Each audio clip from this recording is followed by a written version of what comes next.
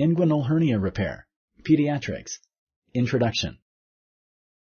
The stomach and intestines are inside the abdomen and are covered and protected by 3 layers.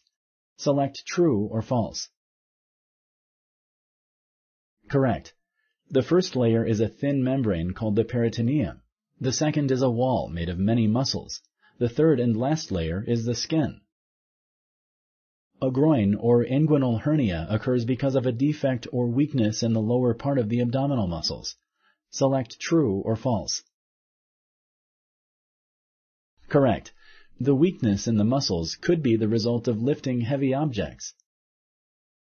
The surgeon may have to change the operation plan from a laparoscopic to an open operation. Select true or false.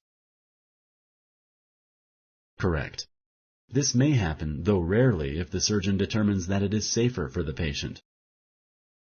A laparoscopic hernia repair allows the patient to recover faster. Select true or false. Correct.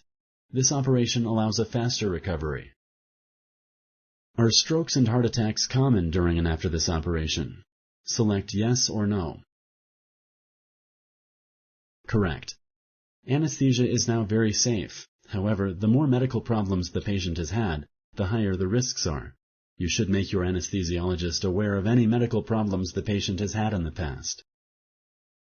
It is impossible to injure any of the internal organs in the abdomen.